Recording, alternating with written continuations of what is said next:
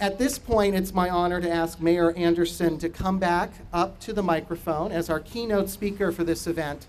And he's going to talk about this historic election and tell us what it means, not just here locally, but nationally, and what it tells us about ourselves. So, Mayor Andersson. Thank you very much. I'm going to do something, I'm going to break a little bit from the agenda. Councilmember Brandt Andersson had some experiences younger in Mississippi, and I personally didn't want to make this a downer. I really wanted people to be up, but I think it would be very good for us to hear a little bit about, or remember a little bit about Mississippi in a time when there were still colored drinking fountains and no integration in restaurants or workplaces. So if you would just bear with us, I think Brandt Andersson can bring some real nice history and maybe some context to this situation. Brandt, would you join us? Thank you. I wanted to say a few words to the young folks out there, and by young folks I mean under 45 or so. Are there any young folks out there? Basically people who grew up after the Jim Crow years and after the civil rights time in the 60s. Because when I talk to my kids about it, you know, they kind of wonder, you know, they say, Dad, why do you keep kind of wandering around and keep telling us how important this election is? You know, we understand it's an important election, but they, you know, I keep trying to convince them that they don't really get it. And I think you really can't unless you've actually firsthand experienced some of the things back that long ago. Because I've always been one to recognize the enormous strides that race relations have made in this country since that time. Yet it's important to remember and to understand as well as we can what happened then. I grew up in New England, and as a 10-year-old, 1960, I went down to visit my grandparents for the summer in Mississippi, down the Gulf Coast. And I remember that so well, even though it was nearly 50 years ago. I remember going to camp. Of course, it was an all-white camp. It was actually a church camp, but it was still all white. And we went out on a field trip one day. Now, this field trip, we were driving down the coast highway in the bus, and at one point, nobody said anything. Suddenly, everybody in the bus except me jumped up, put their hand over their heart. And a moment later, they sat down. And I turned to the kid next to me. I said, "What's going on?" He said, "That was Jefferson Davis's birthplace."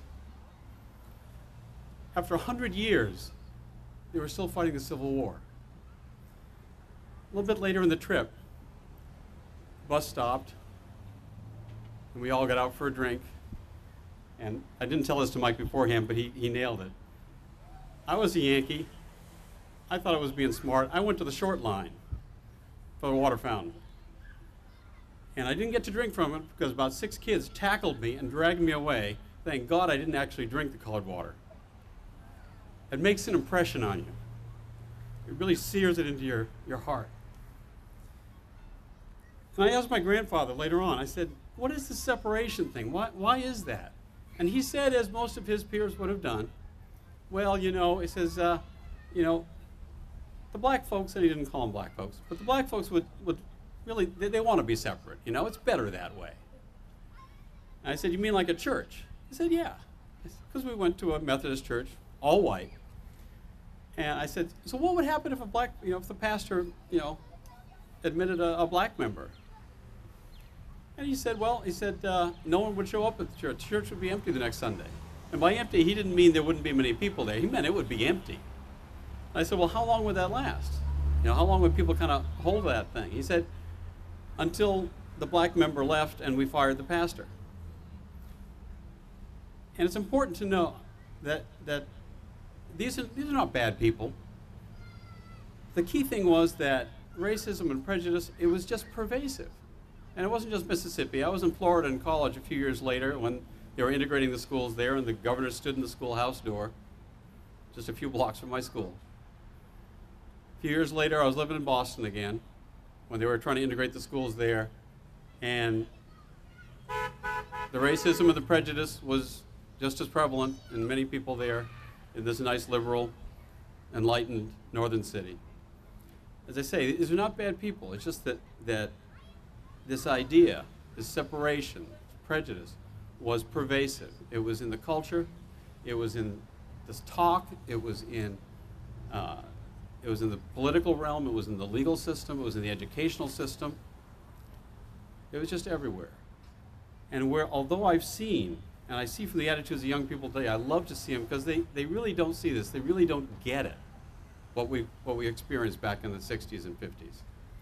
And I love that. And I know how the strides we've made. But in my heart, I knew there were barriers that could not be crossed. And we crossed one yesterday. We just blew it away. And it wasn't just the people who voted for Obama, because as a country and as individuals, millions of individuals, the racism is not gone. The prejudice isn't gone. But people were able to take that and encapsulate it and say, okay, there's that there, but I'm going to get past that. The country got past that. Millions of individuals got past it. So I think we're celebrating not only what Barack Obama has done for us, but also what he has allowed us to do for ourselves. And God bless it. Thank you.